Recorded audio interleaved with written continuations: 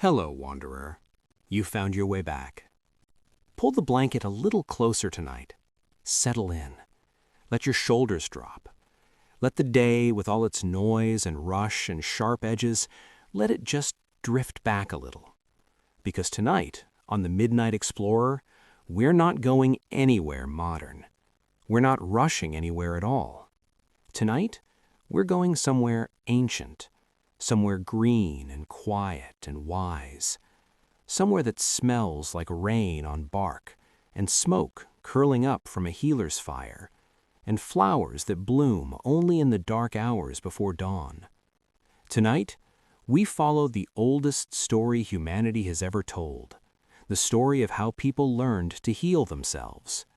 Not with machines, not with laboratories, not with things that click and beep and glow, but with leaves, with roots, with the bark of trees that were old before our grandparents' grandparents were born, with fungi growing silently in the dark, and flowers opening their faces to the morning sky, offering something quiet and profound and ancient, offering medicine.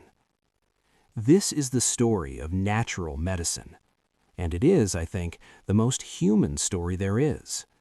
Because before we built cities, before we painted cave walls, before we learned to write our names in the sand, we were already learning how to heal each other.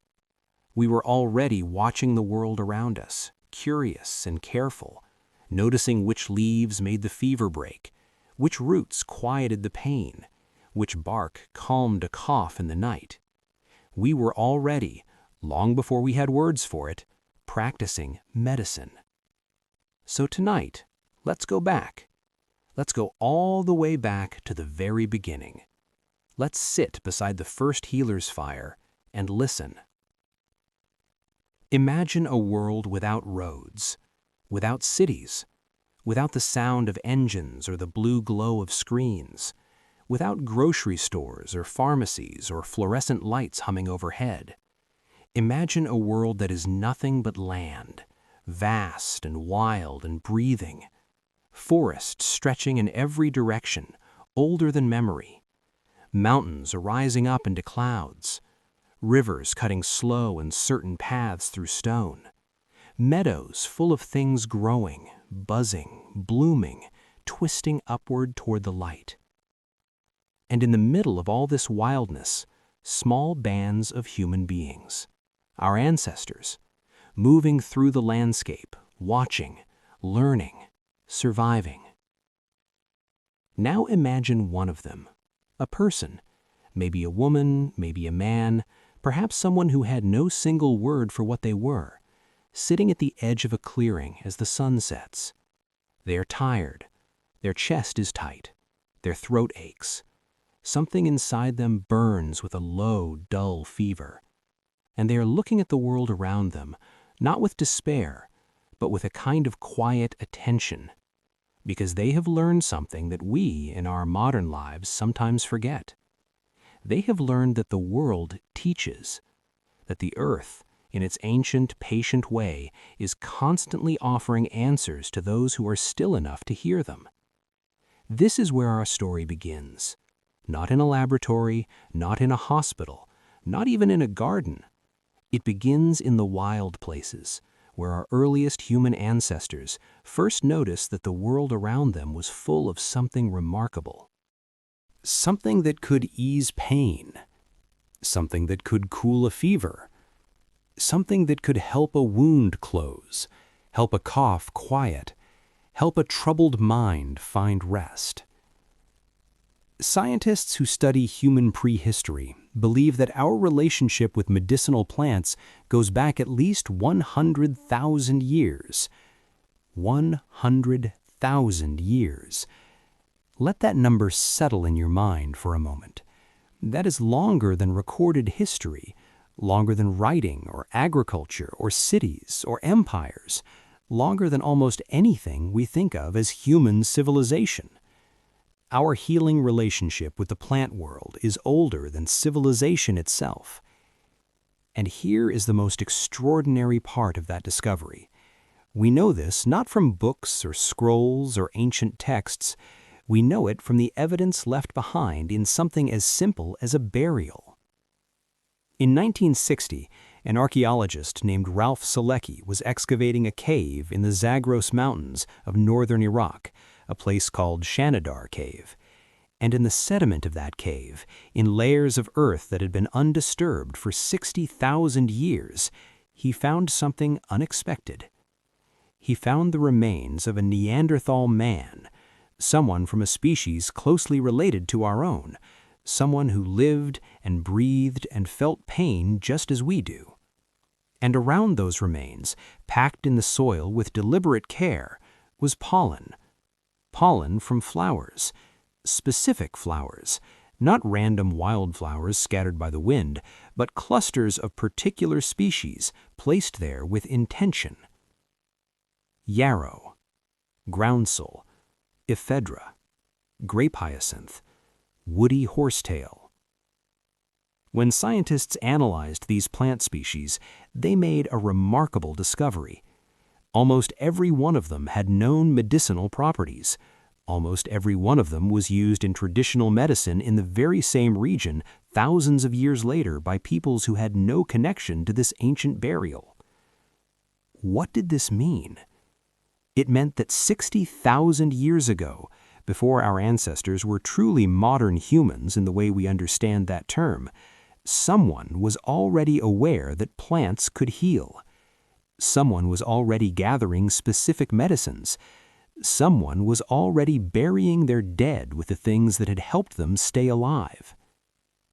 It is, I think, one of the most quietly moving discoveries in the history of science, because it tells us that the impulse to heal, the desire to ease suffering, the attention to the natural world as a source of medicine, is not a modern invention. It is not even a human invention, exactly. It is something older than our species as we know it. It is something woven into the very fabric of what it means to be alive and aware and caring for others. And it was not only Neanderthals. Long before Shanidar Cave, long before any human burial, we have evidence that animals, our distant evolutionary cousins, were already practicing something that looks very much like self-medication.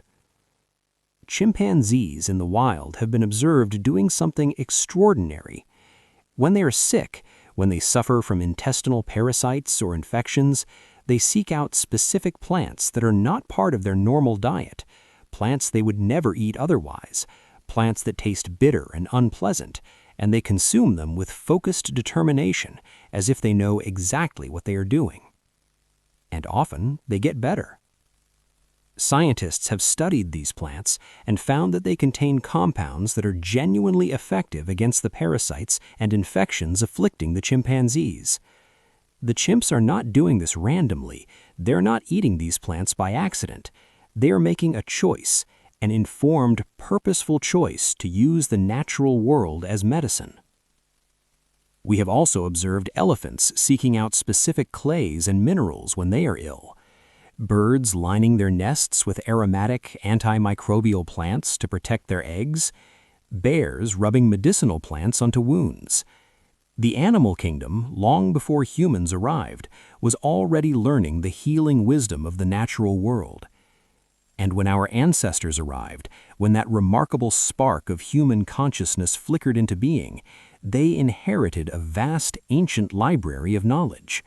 Not written down, not organized into systems or textbooks, but alive in the world around them, whispering its secrets to anyone patient enough to listen.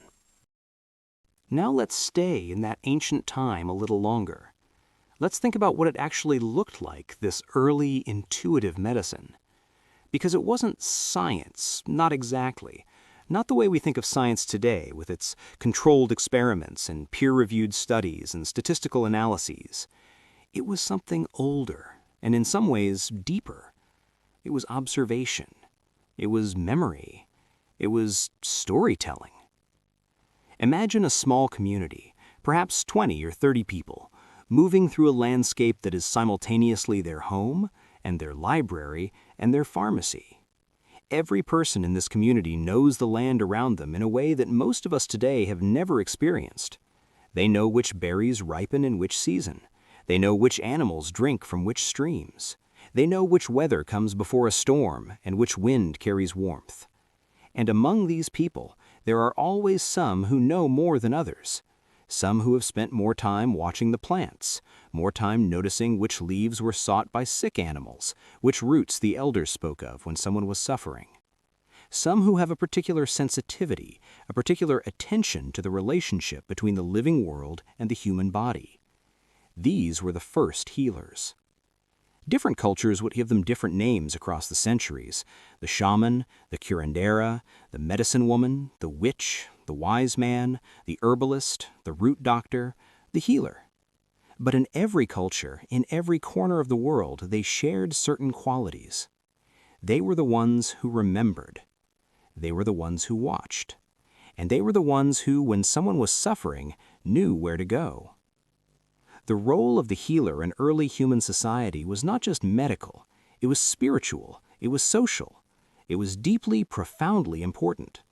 Because in a world without hospitals, in a world where illness could mean death, where a fever untreated could take a child in the night, where a wound untended could kill a strong adult within days, the person who knew how to heal was among the most valued members of the community. They were trusted with something precious beyond measure: the lives of the people they loved. And the knowledge they carried, accumulated over lifetimes, passed from teacher to student, from mother to daughter, from elder to apprentice, across generations that spanned thousands of years, was not trivial knowledge. It was sophisticated, detailed, nuanced. It knew that willow bark, when chewed, could ease fever and pain. We now know this is because willow bark contains salicin, the compound from which we later derived aspirin. It knew that certain plants could ease the pain of childbirth, that certain roots could calm a racing heart, that certain teas could help a troubled mind find sleep. This knowledge was hard-won. It was built on observation, on trial and error, on the careful attention of countless generations. And much of it was right. Genuinely, scientifically right. When modern pharmacologists analyze the traditional plant medicines of indigenous cultures around the world, they consistently find that a remarkable proportion of them, far higher than chance would predict, contain bioactive compounds that do exactly what the traditional healers claimed they would do. The knowledge was not magic, it was not superstition, it was not primitive guessing.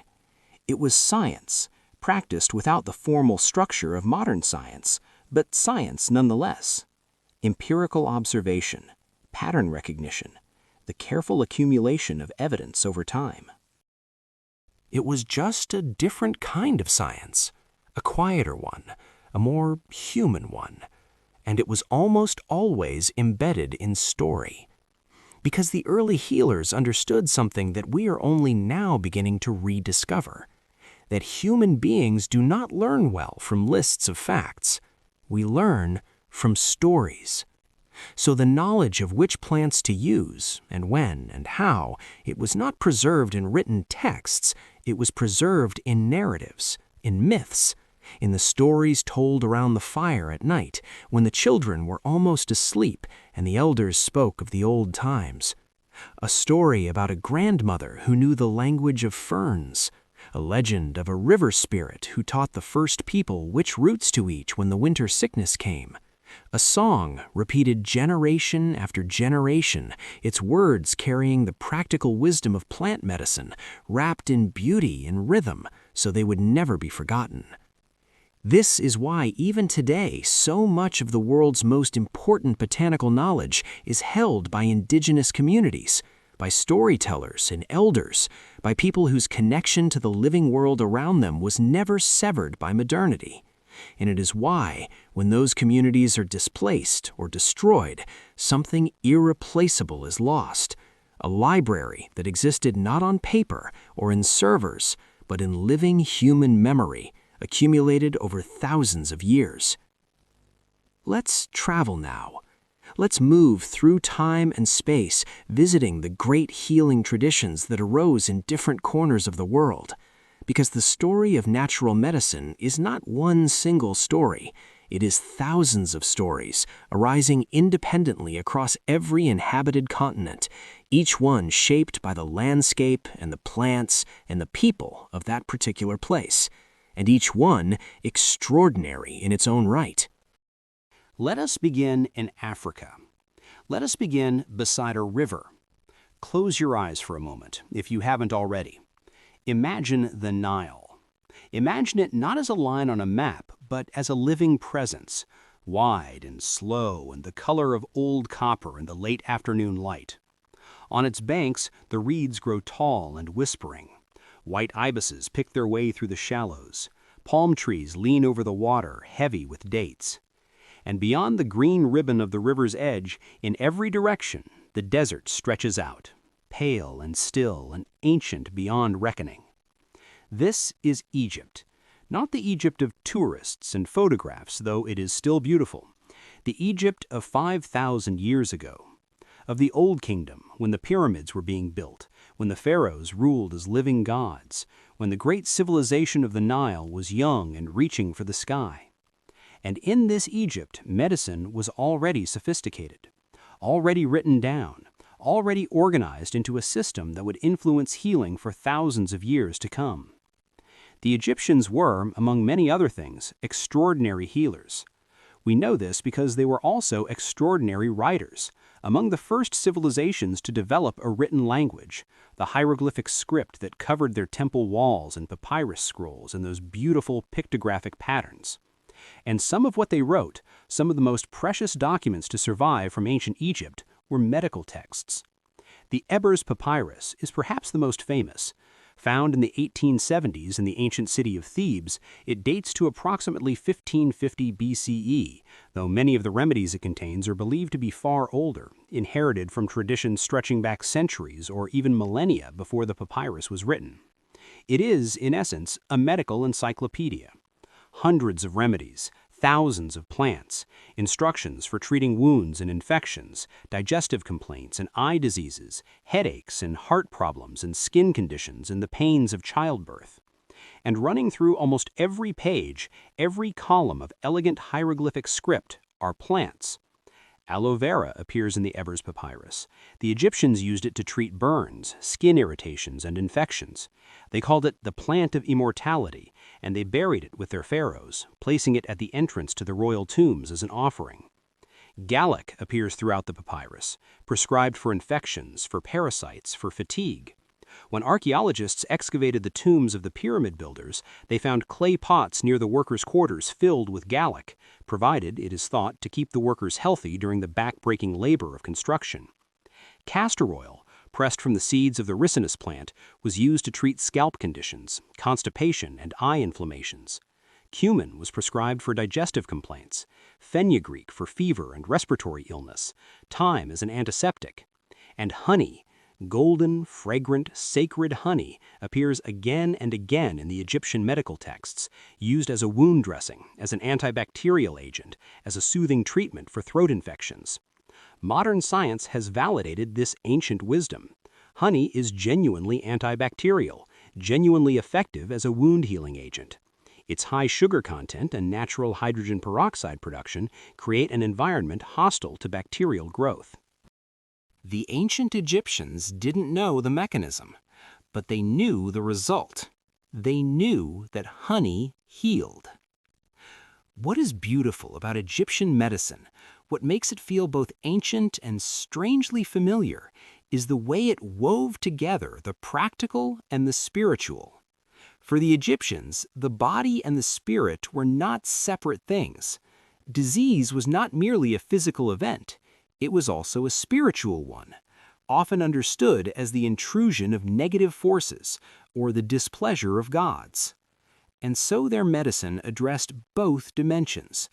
A physician in ancient Egypt was often also a priest, someone who understood both the physical remedies and the ritual prayers and incantations that were considered equally essential to the healing process. When they gave a patient aloe vera for a wound, they also spoke words over them. When they prescribed garlic for an infection, they performed rituals to invoke the protection of Sekhmet, the goddess of healing. Was this superstition? Was it medicine? I think it was both. I think it was the ancient understanding, one that modern medicine is slowly and somewhat reluctantly beginning to rediscover, that healing happens not just in the body, but in the whole person, that the mind, the spirit, the emotional state of the patient, these things matter, that ritual and care and attention and prayer, whatever form they take, have real effects on healing outcomes. The Egyptians knew this. They built it into their medicine from the very beginning. Let me tell you about one more Egyptian remedy before we move on, because it is one of my favorites. Among the plants used in ancient Egyptian medicine was one they called kaifi, a complex aromatic blend used both as incense and as medicine. The formula for kaifi varied, but it typically included myrrh, frankincense, juniper berries, raisins, wine, cinnamon, and a dozen or more other botanical ingredients. It was burned in the temples during religious ceremonies. It was inhaled by patients with respiratory conditions. It was used as a sedative to help the troubled sleep. The Greek physician Plutarch, writing about kaifi centuries later, said it was made from things that delight most in the night, ingredients that had an affinity for darkness and quietude and rest. I find that beautiful. Things that delight most in the night. There is something in that phrase that speaks to a kind of attention, to the idea that healers were paying attention not just to the properties of plants, but to their personalities, their essence, the quality of their presence in the world. It is a kind of knowing that we have largely lost, this sense that plants are not merely chemical factories, but living beings with their own natures, their own wisdom, their own particular gifts. The Egyptians, for all their sophistication, never lost that sense, and perhaps we are poorer for having set it aside. The oldest living medical system on Earth. Now let us leave the banks of the Nile. Let us travel east, across the Arabian Sea, into the vast and ancient subcontinent of India, into a world of monsoon rains and mountain ranges, of dense forests and wide rivers, of a civilization that was already old when Rome was young. India gave the world many extraordinary things: mathematics, philosophy, architecture, literature, music, textiles, spices that would eventually reshape global history. But perhaps its most profound gift, the one most deeply woven into the daily lives of people still, thousands of years after its creation, is a healing system called Ayurveda. The word comes from two Sanskrit roots, ayus, meaning life, and Veda, meaning knowledge or science. Life knowledge, the science of living. Ayurveda is believed to be the oldest continuously practiced healing system on Earth. Its roots stretch back somewhere between 5,000 and 7,000 years, though the exact origins are lost in the soft, uncertain light of prehistory. What we do know is that the texts that first systematized Ayurvedic knowledge, the ancient Sanskrit treatises known as the Charaka Samhita and the Sushruta Samhita, were written down somewhere between 600 BCE and 200 CE, and they were describing a system of medicine that was already ancient when they were written. The Charaka Samhita alone describes over 300 medicinal plants and their uses. The Sushruta Samhita contains detailed descriptions of surgical procedures, including cataract surgery, reconstructive nose surgery, and the use of plant-based anesthetics that would not appear in Western medicine for 2,000 more years. To understand Ayurveda, you have to let go, for a moment, of the way we usually think about medicine. Western medicine, the medicine most of us grew up with, tends to think about disease in terms of specific pathogens or dysfunctions. You have a bacterial infection, so you take an antibiotic to kill the bacteria. You have high blood pressure, so you take a drug to lower it. One problem, one solution. Ayurveda thinks differently. Ayurveda begins with the idea that every human being is unique, that health is not a standard state that all bodies should conform to, but a dynamic balance specific to each individual. It describes three fundamental energies, called doshas, that shape every aspect of our physical and mental constitution. Vata, the energy of movement and air; Pitta, the energy of fire and transformation; and Kapha, the energy of earth and water, of structure and stability. Every person is born with a unique combination of these three doshas, their prakriti, their essential nature. And health, in the Ayurvedic understanding, is the state in which these doshas are in the balance that is right for that particular person. Illness arises when the balance is disturbed, when one dosha becomes excessive or deficient, when the natural flow of energy through the body becomes blocked or chaotic.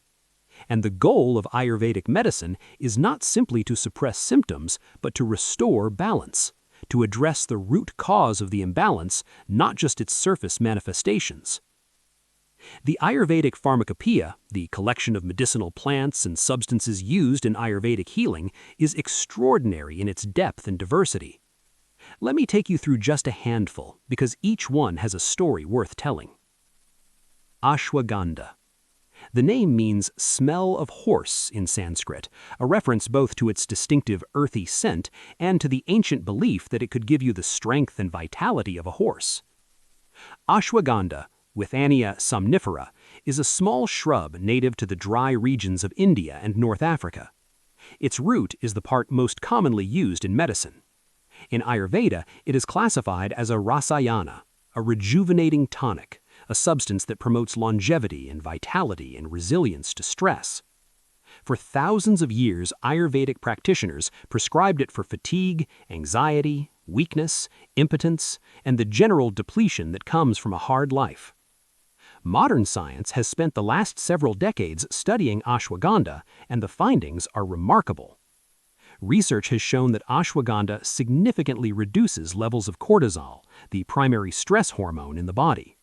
It has been shown to improve thyroid function, increase testosterone levels, reduce anxiety and depression, improve athletic performance, and support cognitive function. It contains a group of compounds called withanolides that appear to have anti-inflammatory, antioxidant, and neuroprotective effects. The ancient healers who prescribed it for stress and depletion were, it turns out, exactly right. Turmeric. Oh, turmeric, the golden root, the spice of spices. Curcuma longa has been used in Ayurvedic medicine for at least 4,000 years. First as a digestive aid, then as a treatment for wounds, skin conditions, joint inflammation, respiratory illnesses, and a host of other complaints. The ancient texts describe it as Kanchani, golden goddess, and speak of it with something approaching reverence. Modern science has identified the primary bioactive compound in turmeric as curcumin, and the research on curcumin over the past 2 decades has been extraordinary. Curcumin is a potent anti-inflammatory. It modulates the activity of hundreds of different biological pathways in the body. It has been shown to have antioxidant, antimicrobial, antiviral, and potentially anti-cancer properties.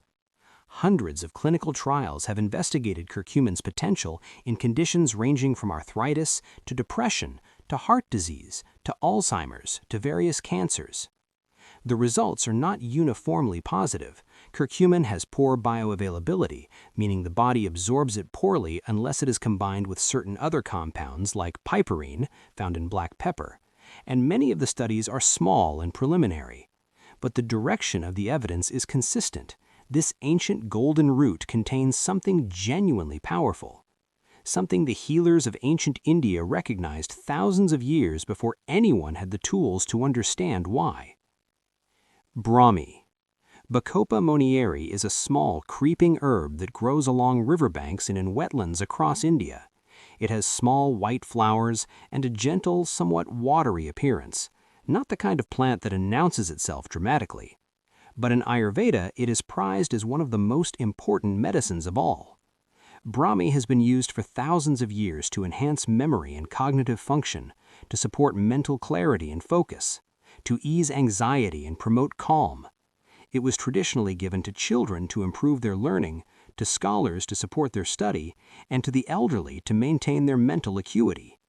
It was associated with Saraswati, the goddess of wisdom and knowledge, a plant that carried the essence of the divine intellect. Modern neuroscientific research has found that Brahmi contains compounds called bacosides that appear to enhance communication between neurons, protect the brain from oxidative stress, and support the formation and consolidation of memories. Several well-designed clinical trials have demonstrated that regular Brahmi supplementation significantly improves memory, attention, and cognitive processing speed, particularly in older adults. The ancient understanding was correct. This quiet little riverbank herb carries in its modest body something genuinely remarkable: the ability to help a human mind remember. What I find most moving about Ayurveda is not any specific remedy. It is the underlying philosophy, the belief that the human being and the natural world are not separate things, that we are not apart from nature, observing it from a distance, extracting what we need and discarding the rest. We are part of nature.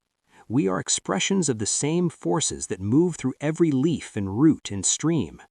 And when we are ill, it is often because we have moved out of harmony with those forces, because we have forgotten that we are part of a living system that is trying always to maintain balance. This is not a primitive idea. It is not naive. It is in fact remarkably aligned with some of the most sophisticated modern understandings of human health. The science of the microbiome, which tells us that our bodies are ecosystems. The science of epigenetics, which tells us that our environment shapes our genes. The science of the gut-brain axis, which tells us that our digestive health and our mental health are intimately connected. The ancient Ayurvedic healers intuited all of this thousands of years before the scientific vocabulary existed to describe it. They knew that you cannot separate the body from the mind, or the individual from the environment, or the physical from the spiritual. They built their entire medicine around that understanding, and the world is richer for it. Following the flow. Let us move further east, across the high mountain passes that separate India from the vast plateau of Central Asia, across the wide river plains of China, where the Yellow River and the Yangtze carve their ancient paths through a landscape that has been cultivated and cherished for 10,000 years. Let us come to rest in ancient China, because China gave the world one of its most extraordinary medical traditions, a system so comprehensive, so internally coherent, and so practically effective that it continues to be practiced by hundreds of millions of people today. We call it Traditional Chinese Medicine, or TCM. And its foundational text, the text that codified and systematized its principles, is one of the oldest medical books in the world. The Yellow Emperor's Classic of Medicine, or Huangdi Neijing, is attributed in legend to the Yellow Emperor Huangdi, who is said to have lived around 2600 BCE. Whether or not Huangdi was real, and historians debate this, the text itself dates to somewhere between 300 and 100 BCE, making it at least 2,300 years old. It is a dialogue between the Yellow Emperor and his physician Qibo, a conversation about the nature of health and disease, about the body and its relationship to the cosmos, about how human beings can live in harmony with the natural world and thereby maintain their health and vitality. And running through every page of this extraordinary document is a single central concept: qi. Pronounced qi, qi is the vital life force, the fundamental energy that flows through all living things, through the body, through the natural world, through the universe itself. In traditional Chinese medicine, health is understood as the free, balanced flow of qi through the body. Disease arises when this flow is disrupted, when qi becomes blocked, depleted, excessive, or imbalanced. And the goal of all treatment, whether through acupuncture, herbal medicine, dietary therapy, or physical practices like Tai Chi and Qigong, is to restore the proper flow of qi. The herbal pharmacopoeia of traditional Chinese medicine is among the largest and most comprehensive in the world. The Benchao Gangmu, or Compendium of Materia Medica, compiled by the physician Li Shizhen in the 16th century CE, describes nearly 1,900 different medicinal substances, plants, animals, minerals, and their therapeutic uses. It remains one of the most ambitious and comprehensive works of natural medicine ever created. Let me tell you about a few of the plants at the heart of this tradition. Ginseng. Panax ginseng is perhaps the most famous medicinal plant in the world. Its gnarled root, which can grow for decades and sometimes takes on a vaguely human shape, has been prized in Chinese medicine for at least 5,000 years. The name Panax comes from the Greek word for all healing, the same root as the word panacea, and in traditional Chinese medicine, ginseng was regarded as something close to a universal tonic. It was prescribed for fatigue and depletion, for cognitive decline, for sexual weakness, for recovery from illness, for longevity. It was so valued that for centuries, wild ginseng root was literally worth its weight in gold, sometimes more. Wars were fought over the regions where it grew. Emperors sent expeditions to collect it. Merchants became wealthy trading it. Modern research has confirmed that ginseng contains a complex group of compounds called ginsenosides that have genuine biological activity, anti-inflammatory, adaptogenic, helping the body respond to stress, immunomodulating, and potentially neuroprotective effects. Clinical studies have shown that ginseng can reduce fatigue, improve cognitive function, support immune health, and help regulate blood sugar. The ancient prescriptions were not wrong. Astragalus membranaceus is a perennial plant native to northern China, where it has been used in traditional medicine for over 2,000 years. In TCM, it is classified as a major qi tonic, one of the most important herbs for supporting the body's vital energy and immune function. It was traditionally prescribed for chronic fatigue, weakness, frequent illness, and as a general restorative for people depleted by long illness or stress. Modern immunological research has found astragalus to be genuinely remarkable. It contains polysaccharides and saponins that significantly enhance immune function, stimulating the production and activity of natural killer cells, T cells, and other immune components. It also contains a compound called cycloestrogenol that has generated extraordinary scientific interest in recent years because of its ability to activate an enzyme called telomerase, an enzyme that maintains the telomeres, the protective caps on the ends of our chromosomes that shorten with age. Telomere shortening is associated with cellular aging, and astragalus, a plant that ancient Chinese physicians prescribed for longevity, contains a compound that may genuinely help maintain the cellular mechanisms associated with youthful biological function. The ancient healers, in their intuitive way, had identified something that molecular biologists are only now beginning to understand. Schisandra. Schisandra chinensis is sometimes called the five-flavor fruit because its berries contain all 5 flavors recognized in traditional Chinese medicine: sour, sweet, bitter, salty, and pungent. In TCM, it is regarded as one of the most important adaptogenic herbs, a tonic that helps the body adapt to stress, improve resilience, and maintain balance in the face of physical or emotional challenges. It was traditionally prescribed for fatigue, anxiety, liver disease, poor memory, night sweats, and as a general strengthening tonic. Modern research has found that schisandra contains compounds called schisandrins that protect the liver from damage, support adrenal function, helping the body manage stress, and may enhance cognitive function and mental clarity. Athletes have used it to improve endurance. Students have used it to support focus. People under chronic stress have maintained their equilibrium. And all of this, in one form or another, was already described in ancient Chinese texts 2,000 years ago. There is something I want to say about traditional Chinese medicine before we move on, because sometimes in our modern world we make the mistake of thinking about ancient medical traditions as either completely right or completely wrong.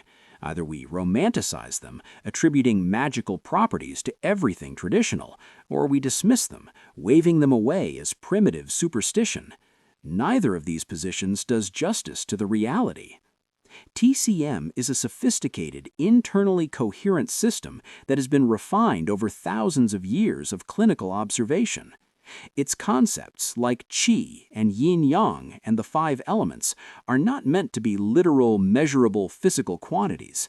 They are frameworks for understanding patterns of health and disease, ways of organizing clinical observation into a coherent system.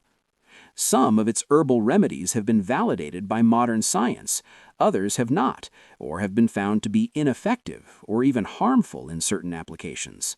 But the overall tradition represents something genuinely valuable. Thousands of years of careful attention to the relationship between human beings and the plants they live among. A vast accumulated database of clinical observation. It deserves to be taken seriously, to be studied carefully, to be neither blindly accepted nor reflexively dismissed. It is, like all the great healing traditions, both a gift and a challenge, an invitation to think deeply about what healing is and what it requires. Let food be thy medicine. Let us cross the ancient world one more time. Let us sail across the warm blue waters of the Aegean Sea, past islands that float like sleeping giants in the morning haze, past the shores of Asia Minor, where the great cities of the ancient world glittered in the Mediterranean sun. Let us come to an island called Kos, a small island, rocky and fragrant with wild thyme and olive trees and the smell of salt and heat. This is where, around 460 BCE, a man was born who would change the history of medicine in the Western world forever. His name was Hippocrates. And although much of what we think we know about Hippocrates is legendary rather than historical, the real man obscured by the myth that grew up around him, what is clear is that the tradition he helped establish was something new in the world. Because Hippocrates, or at least the collection of texts that bear his name, written by him and his followers over several generations, proposed something radical for his time. He proposed that disease was not caused by the displeasure of gods, not by curses or demons or the failure of ritual, but by natural causes, by the body's own internal processes, by environmental factors, by the quality of food and water and air. He proposed, in other words, that medicine could be a rational science. And at the heart of this rational science, he placed something that echoes down through the centuries in one of the most famous phrases in the history of medicine. Let food be thy medicine, and medicine be thy food. The physicians of the Hippocratic tradition were keen observers of the natural world and its relationship to health. They prescribed specific herbs and plants as medicines, but they also paid intense attention to diet, to exercise, to sleep, to the quality of the air their patients breathed and the water they drank. They understood health as a product of the whole life, not just the treatment of specific diseases, but the cultivation of conditions in which the body could maintain its natural equilibrium. They described this equilibrium in terms of 4 humors: blood, yellow bile, black bile, and phlegm. And while this specific framework was wrong, it represented an important conceptual achievement. The idea that health involves a dynamic balance of internal forces, and that disease arises when that balance is disrupted. This concept, balance, dynamic equilibrium, the body's own innate tendency toward health, would echo through medical thinking for 2,000 years, and in various forms it continues to shape how many of us think about health today. What plants did the Hippocratic physicians use? Many of them will be familiar to you. Mint, used for digestive complaints, nausea, headache. Sage, used for sore throats, digestive problems, excessive sweating. Rosemary, used to improve circulation and cognitive function. Lavender, used for anxiety, insomnia, headache. Chamomile, used for digestive complaints, inflammation, to promote sleep. These are not exotic, strange, unfamiliar medicines. These are plants that many of us have in our kitchens or our gardens or our tea cupboards right now. Plants that we reach for when we have a cold or can't sleep or feel a headache coming on. The Hippocratic tradition used them 2,500 years ago for the same reasons we use them today. Let me tell you about one of these plants in particular because its story is especially beautiful. Chamomile. Matricaria chamomilla. The name Matricaria comes from the Latin matrix, meaning womb or mother, a reference to the ancient use of chamomile to ease the pains of childbirth and menstrual discomfort. The Egyptians had used chamomile, the Greeks used chamomile, the Romans used chamomile. Throughout the Middle Ages, it was one of the most important plants in European herbal medicine, strewn across floors and burned in sick rooms for its calming, antimicrobial properties. And today, chamomile tea is one of the most widely consumed herbal teas in the world. Millions of people drink it every night to help themselves relax and sleep. They don't necessarily know they are participating in a healing tradition that is 5,000 years old, but they are. Every time you make a cup of chamomile tea, every time you breathe in that soft, apple-scented steam and feel your shoulders relax, you are connecting with something ancient, with a long, unbroken chain of healers who notice the same thing, that this small, daisy-like flower has the ability to quiet the restless mind, ease the troubled belly, soften the edges of a hard day. Modern research has confirmed what these healers knew. Chamomile contains apigenin, a compound that binds to GABA receptors in the brain, the same receptors targeted by many anti-anxiety medications, producing a mild calming effect. It also contains bisabolol and other compounds with anti-inflammatory and antimicrobial properties. The ancient wisdom was right. The chamomile does what they said it would do. And that's not a small thing. That's a 5,000-year chain of human attention and observation and caring, reaching across the centuries to bring comfort into your hands tonight. The book that changed everything. Let us stay in the ancient Mediterranean world for a little longer, because there's one more figure from this era whose contribution to natural medicine cannot be overstated. His name was Pedanius Dioscorides. He was a Greek physician who lived in the 1st century CE during the height of the Roman Empire, and who served as a military doctor in the army of the Emperor Nero. And as he traveled with the army through Asia Minor, Greece, Egypt, across the vast expanse of the Roman world, he did something extraordinary. He paid attention.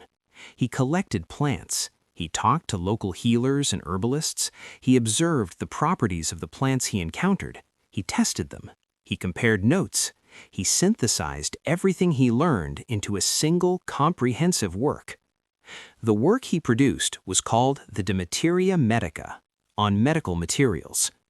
It described over 600 plants and plant-derived medicines, along with animal and mineral substances. It was careful, systematic, and empirically grounded in a way that was almost unprecedented for its time. And it became the most influential medical text in Western history. For 1,500 years, from the 1st century CE all the way to the Renaissance, the Materia Medica was the authoritative reference for physicians and herbalists across Europe, the Middle East, and North Africa. 1,500 years. Think about what that means. Think about how long that is. A text written by one man based on the careful observation of plants gathered from across the Roman world remained the standard medical reference for a span of time longer than the entire history of the United States multiplied by 7. That is the measure of Dioscorides' achievement. That is what patient, careful, systematic attention to the natural world can produce. Many of the plants Dioscorides described are still in use today. He described the sedative properties of the opium poppy. Opium would eventually become morphine and codeine, still among the most powerful pain medications in modern use. He described the heart-stimulating properties of plants in the foxglove family. Foxglove would eventually yield digoxin, still used to treat heart failure today. He described the anti-malarial properties of artemisia. Artemisia would eventually yield artemisinin, the basis of the most effective modern treatments for malaria, a discovery that earned 2UU the Nobel Prize in Medicine in 2015. He described, in other words, the ancestors of some of our most important modern drugs. not because he was guessing, not because he was lucky, but because he was paying careful, patient, systematic attention to the world around him, because he was listening. I want to pause here for a moment, because I think there is something profound in this pattern we keep seeing. This consistent phenomenon where ancient healers identify the healing properties of specific plants centuries or millennia before modern science can explain why those plants work. It tells us something important.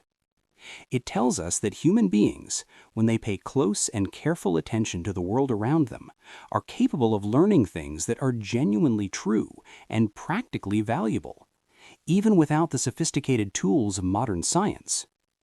It tells us that knowledge can be accumulated through observation and experience and storytelling, through the slow accumulation of empirical evidence across generations, without controlled trials or statistical analyses.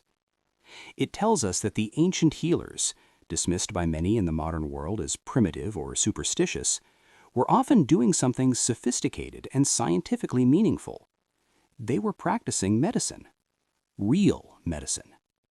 Imperfect, certainly, incomplete, sometimes wrong in ways that could be harmful, but also often genuinely right in ways that took us thousands of years to understand.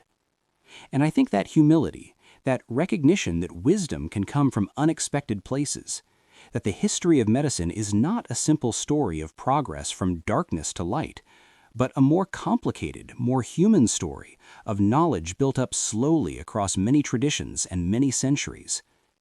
I think that humility is one of the most important things natural medicine has to teach us. Gardens of God, gardens of healing. Let us move now into the Middle Ages, into a world that has often been mischaracterized as a dark time, a period of ignorance and superstition between the glories of ancient civilization and the enlightenment of the Renaissance. But the reality is more nuanced, more interesting, and far more green. Because in the monasteries of medieval Europe, in the walled gardens tended by monks and nuns with patient, loving care, the great tradition of plant medicine was kept alive, preserved, copied, transmitted, and in some cases, profoundly deepened. In the walled gardens of medieval monasteries, herbs grew in careful geometric beds: rosemary for memory and circulation, lavender for calm and clean linens and the keeping away of insects, feverfew for headache, St. John's wort for melancholy, elderberry for fever, valerian for sleep, mint for the digestive complaints that were endemic in a world without refrigeration or reliable clean water. These were not decorative gardens, they were working pharmacies. The monastery was, in many communities, the only source of medical care for miles in every direction, and the herbalist, often a monk or nun with decades of experience, was the local doctor, nurse, pharmacist, and sometimes therapist all in one. The knowledge they practiced was a synthesis, drawing on the ancient texts of Dioscorides and the later Roman physician Galen, on the folk traditions of the local people, on the healing knowledge accumulated within the monastery itself over generations. It was practical, hands-on, empirically grounded knowledge, even when it was framed in the theological language of the time. But among all the medieval healers, there is one who stands out, whose contribution to the tradition of natural medicine was so rich, so original, and so beautifully expressed that she deserves special attention. Her name was Hildegard of Bingen. She was a Benedictine abbess who lived in the Rhineland region of Germany from 1098 to 1179. She was a composer, a theologian, a mystic, a poet, a naturalist, and a physician. She was, by any measure, one of the most extraordinary human beings of the medieval world. And among her many works, she produced 2 texts on natural medicine that are remarkable for their depth, their detail, and their originality: the Physica and the Causae et Curae, Causes and Cures, described hundreds of plants, animals, and minerals and their healing properties, drawing on observation, on the accumulated wisdom of the monastic tradition, and on Hildegard's own mystical insight into the natural world.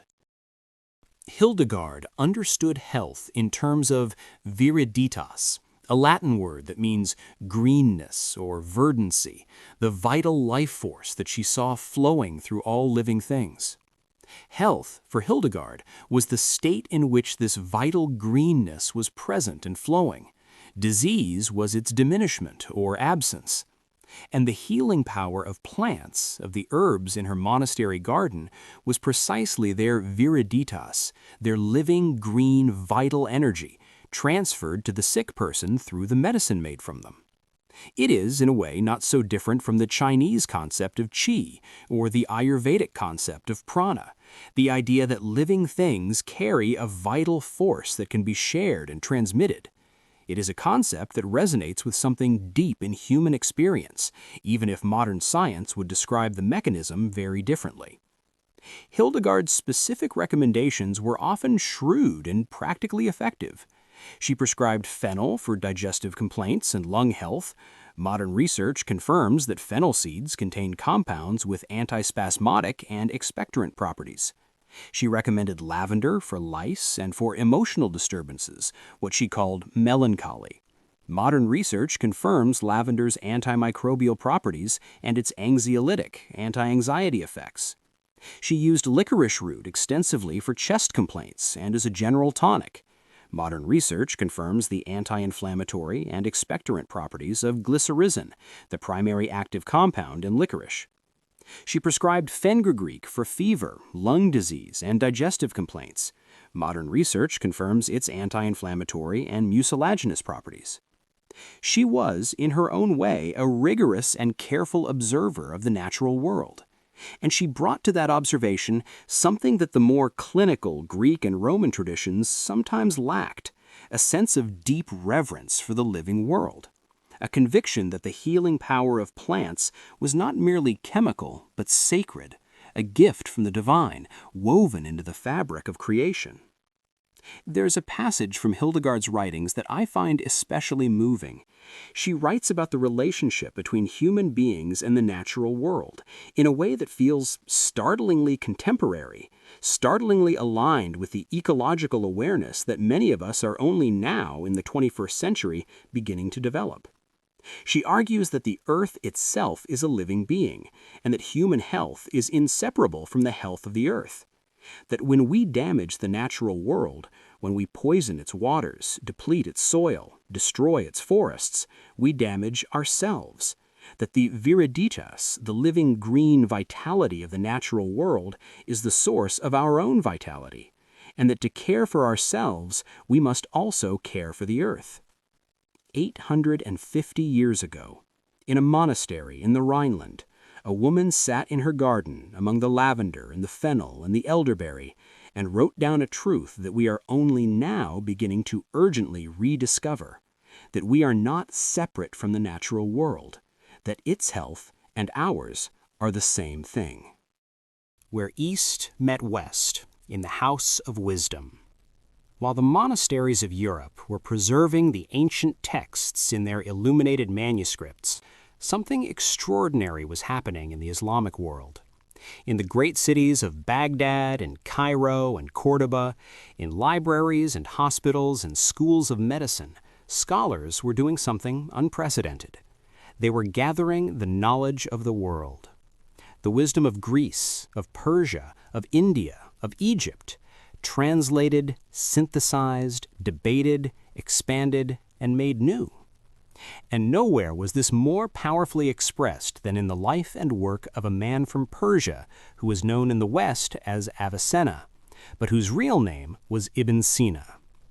He was born in 980 CE in what is now Uzbekistan, and he died in 1037. In the 57 years of his life, he wrote over 400 works on philosophy, astronomy, mathematics, and medicine. And among those works was one that would shape the practice of medicine in both the Islamic world and in Europe for over 500 years. The Canon of Medicine, or Al-Qanun fi al-Tib.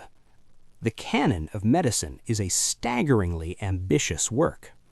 It synthesizes the medical knowledge of ancient Greece, particularly Hippocrates and Galen, of Ayurvedic India, of Persian traditional medicine, and of Ibn Sina's own clinical experience into a single, comprehensive, systematically organized framework. It covers the theory of disease, the principles of treatment, the materia medica, medicinal substances, and specific treatments for diseases affecting every organ system. It describes over 800 medicinal plants and their uses. And it does all of this with a clarity and a logical precision that is remarkable for any era. The canon was translated into Latin in the 12th century, and it became a standard medical textbook in European universities, used at the great medical schools of Montpellier and Bologna and Oxford well into the 17th century. Ibn Sina was, in a very real sense, the bridge between the ancient healing wisdom of multiple civilizations and the emerging scientific medicine of the modern West. What did Ibn Sina believe about natural medicine? Many things, but perhaps most importantly, he believed in the concept of mizan, balance, the same fundamental principle that runs through Ayurveda and traditional Chinese medicine, that health is a dynamic equilibrium, and that disease arises when that equilibrium is disturbed. He also believed, ahead of his time, in what we would now call the germ theory of disease, the idea that disease could be spread by tiny organisms invisible to the naked eye. He advocated for quarantine of infectious diseases, for the testing of drinking water quality, for the importance of fresh air and exercise and adequate sleep. He described the therapeutic value of music, what we would now call music therapy. He understood the profound connection between emotional states and physical health. And through it all, plants remained central to his pharmacopoeia. Saffron for depression and as a general tonic, ginger for digestive complaints and nausea, licorice for coughs and throat ailments, rosewater for the eyes and skin, myrrh for wounds and infections. Thousands of plant medicines described with careful attention to their properties, their preparations, their doses, their interactions with other medicines. The work of a lifetime, the synthesis of centuries. Preserved in the canon of medicine, translated from Arabic to Latin, copied and recopied across the centuries until it became woven into the very foundation of Western medical education. I want to take a moment here to honor something that the history of natural medicine teaches us very clearly, that knowledge does not belong to any single culture, that the healing wisdom of the world was built by many hands, in many places, across many centuries.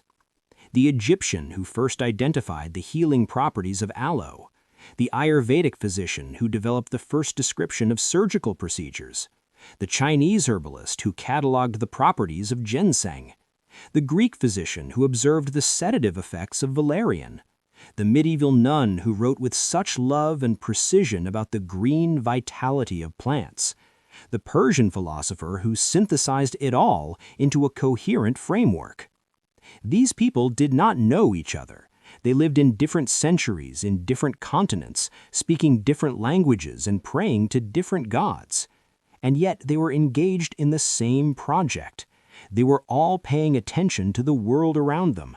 They were all asking the same question: how do we heal? And they were all, in their different ways, finding answers that were genuinely valuable. The history of natural medicine is not the history of any one tradition.